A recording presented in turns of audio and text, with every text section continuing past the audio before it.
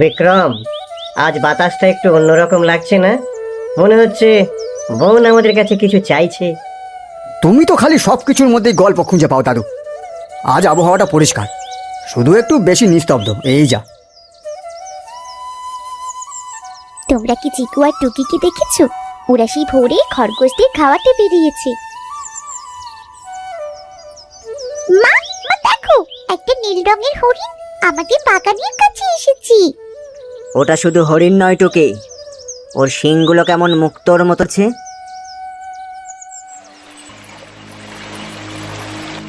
দুপুরের দিকে বনের গভীরে এক অজানা ঝর্ণার সন্ধান পেল তারা। দাদু আগে কখনো এই ঝর্ণাটি দেখেনি। ঝর্ণার পানি সবুজ রঙের। সাবধান বাচ্চারা, এই পানি সাধারণ নয়। কিন্তু দাদু, কি চমৎকার এই সুগন্ধ! মনে হচ্ছে ফুলের মধু মেশানো। আমি তো একটু ছুঁয়ে দেখবই। আহ আহ, আমারও আমারও তেষ্টায় বুক ফেটে যাচ্ছে।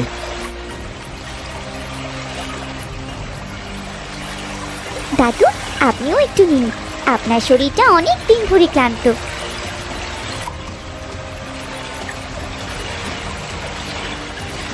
আরে কি করছো তোমরা?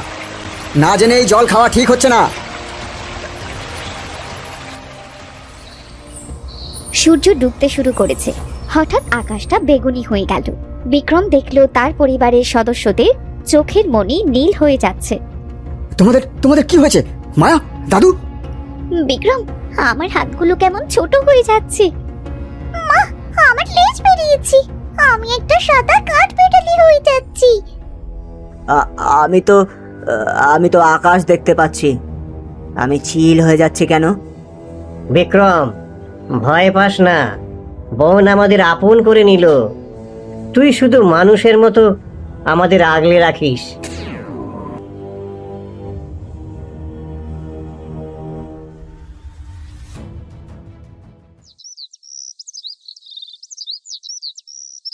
এখন বিক্রম একাই মানুষ, কিন্তু সে একা নয়। তার পুরো পরিবার এখন বনের পশু পাখি। তারা কথা বলতে পারে না মানুষের ভাষায়, কিন্তু চোখের ভাষায় সে সব বোঝে। তুমি তুমি চিন্তা করো না মায়া, তোমার রূপ বদলেছে ঠিকই, কিন্তু ভালোবাসা তো বদলায়নি।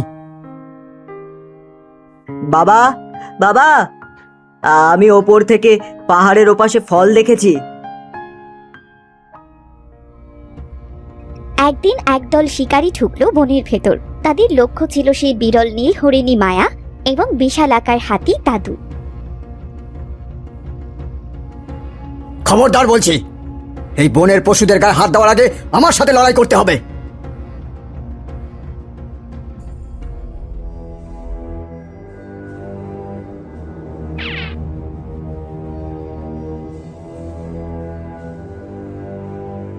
আজ বুঝলে তো, এই বোন আর আমরা আলাদা নই, আমরা এক পরিবার।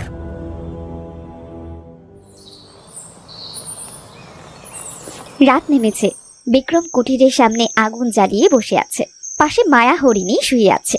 দাদু হাতি গাছের আড়ালে শান্ত হয়ে দাঁড়িয়ে। চিকু আর টুকি বিক্রমের কোলের কাছে জড়সড় হয়ে ঘুমোচ্ছে।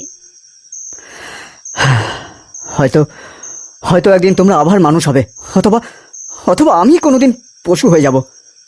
কিন্তু যেভাবেই থাকি না কেন, আমাদের এই বনের মধ্যে সংসার পৃথিবীর সবচেয়ে সুন্দর জায়গা।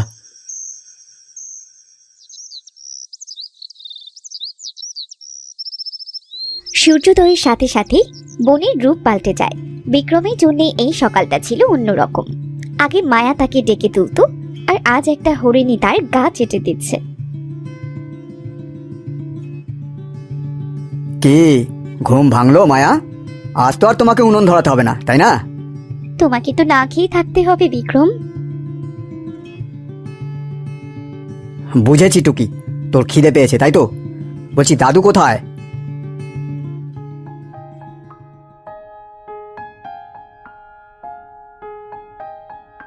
সবাই মিলে খাও।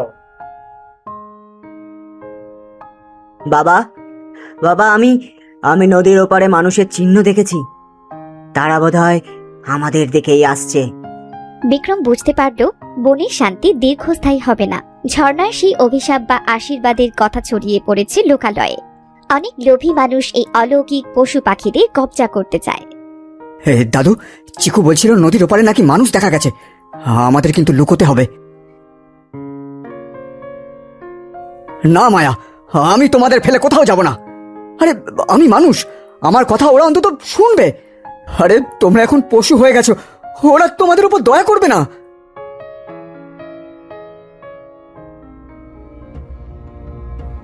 একদল চোরা শিকারী বনের সীমানা পেরিয়ে ভেতরে ঢুকে পড়েছে। তাদের হাতে নেট এবং ইনজেকশন গান। ওই দেখো, ওই বিশাল হাতিটা, হরিণটা, ওগুলো ধরতে পারলে কোটি টাকা।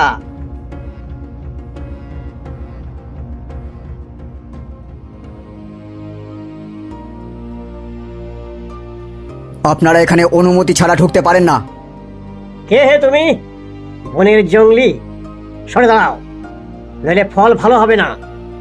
এই পশুগুলো আমার পরিবার, এদের গায়ে হাত দেওয়ার আগে আমার লাশের ওপর দিয়ে যেতে হবে।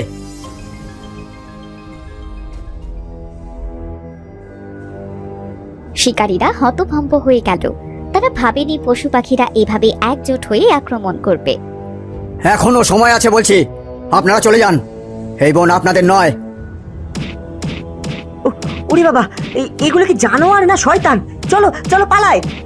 ভয়ার্ত শিকারীরা তাদের সরঞ্জাম ফেলে বনের বাইরে দৌড়ে পালালো। চিকু তাদের তাড়া করে সীমানা পর্যন্ত দিয়ে এলো। যুদ্ধ শেষ হবার পর সবাই ক্লান্ত।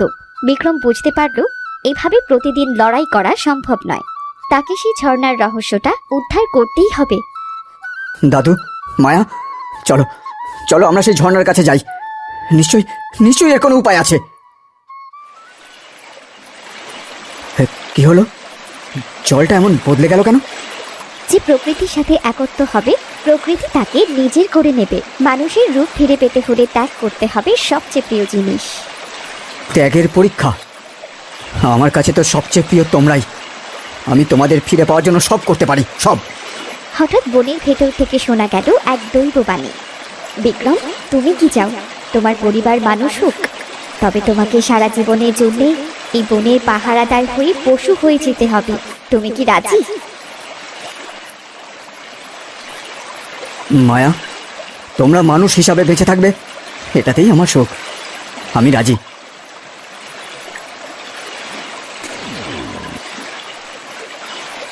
বিক্রম, কোথায় তুই? আমি আমি আবার মানুষ। চিকু, টুকি, দেখো, আমরা আবার আগের মতো মানুষ হয়ে গেছি।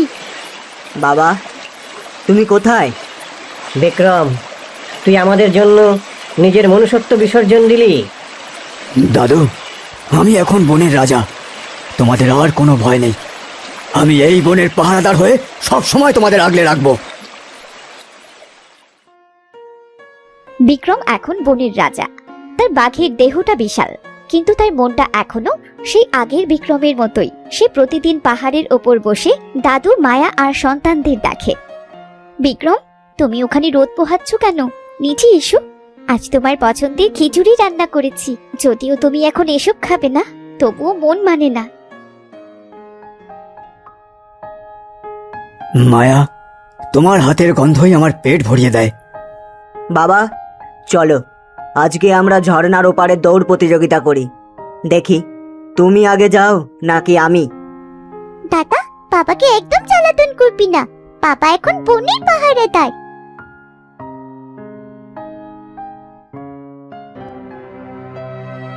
হঠাৎ একদিন বনে অদ্ভুত খরা দেখা দিল। ঝর্ণার পানি শুকিয়ে পাথর বেরিয়ে এলো। বনের পশুরা তৃষ্ণায় হাহাকার করতে লাগলো। দাদু বুঝতে পারলেন এটা কোনো সাধারণ খরা নয়। বিক্রম, এই ঝর্ণা হলো বনের প্রাণ। এটা শুকিয়ে যাওয়ার অর্থ হলো বন আমাদের উপর রুষ্ট হয়েছে। কিন্তু কেন দাদু? আমরা তো কোনো ক্ষতি করিনি। প্রকৃতি চায় পূর্ণ ভারসাম্য। একজন মানুষ পশু হয়ে থাকবে আর বাকিরা মানুষ। এই অসমতা হয়তো প্রকৃতি সইছে না। ঠিক সেই সময় আকাশের দিক থেকে এক মেঘলা ছায়া ঘনিয়ে এলো, কিন্তু বৃষ্টি এলো না। চারিদিকে শুধু ধুলো আর শুকনো পাতা উঠছিল। বিক্রম, দেখ, এখানে লেখা আছে, যদি কোনো মানুষ পশুর রূপ নিয়ে বনের জন্য বড় কোনো বিপদ থেকে রক্ষা পায়, তবেই সেই অভিশাপ চিরতরে কেটে যাবে। কিন্তু বিপদটা কি দাদু? ওই দেখো, আগ্নেয়গিরির মতো পাহাড়ের চূড়া দিয়ে ধোঁয়া বেরোচ্ছে। আগ্নেয়গিরির মুখে আটকে থাকা বিশাল পাথরটি এক মহা বিক্রমশালী বাঘ সরিয়ে দিলে জমাট বাঁধা ধোঁয়া বেরিয়ে গিয়ে অগ্নুৎপাতের বিপদ কেটে যায়। বিক্রম, ওখানে যেও না, ওই উত্তাপ তুমি সহ্য করতে পারবে না। সাবধানে যাস ভাই, তুই আমাদের গর্ব।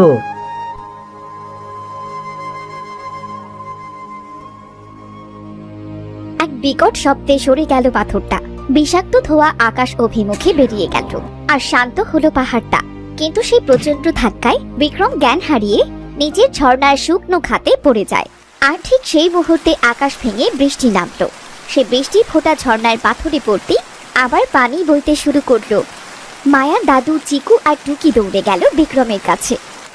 বিক্রম, বিক্রম, কথা বলো, তুমি আমাদের জন্য কেন এত কষ্ট সইলে? বাবা, বাবা, চোখ খোলো, দেখো বৃষ্টি পড়ছে। আমি আমি কি আবার মানুষ হয়ে গেছি? হ্যাঁ রে বিক্রম, তোর নিঃস্বার্থ ভালোবাসা আর সাহসিকতা বোনকে মুগ্ধ করেছে। ঝর্ণা তার শ্রেষ্ঠ উপহার দিয়েছে তোকে। আর কোনোদিন আমাদের ছেড়ে যেও না। বাবা, বাবা, আমরা আবার সেই আগের পরিবার হয়ে গেলাম।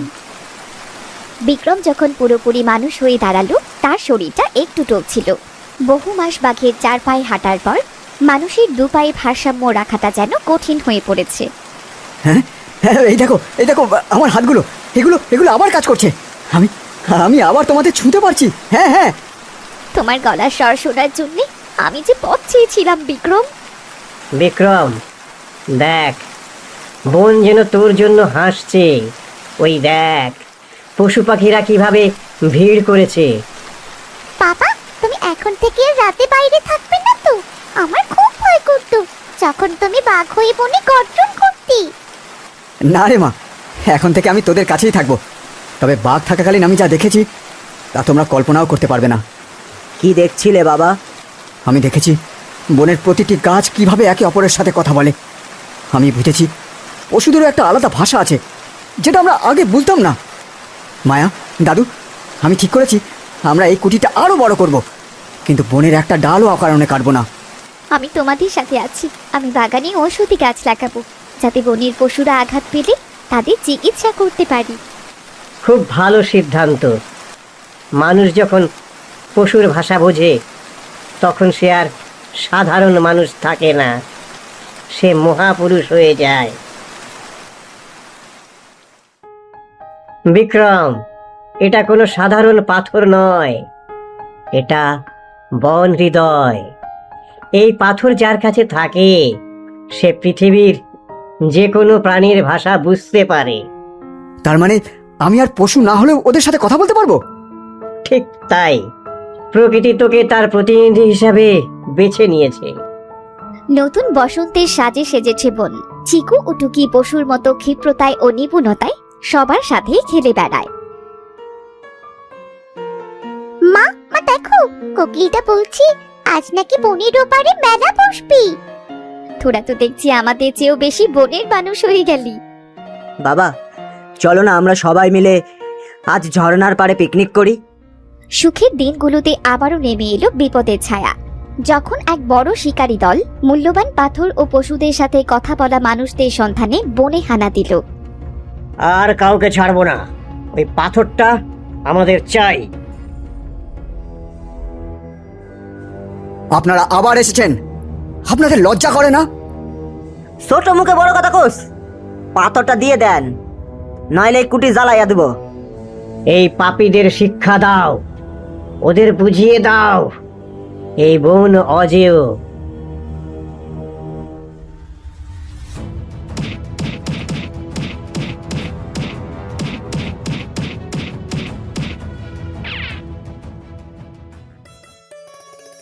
বন কাউকে মারে না, কিন্তু যে বন ধ্বংস করতে আসে বন তাকে ক্ষমাও করে না। আজ যদি তুমি পশু না হতে, তবে হয়তো আমরা এই একতা শিখতাম না। একদমই ঠিক। আসলে আমাদের রূপান্তরটা ছিল একটা পরীক্ষা, আমরা সেই পরীক্ষায় উত্তীর্ণ হয়েছি। বাবা, আমরা কি কখনো শহরে যাব না? মারে, যে শান্তি এই বনের ছায়ায় আছে তা কি ওই ইটের শহরে আছে? আমাদের আসল ঘর তো এখানেই।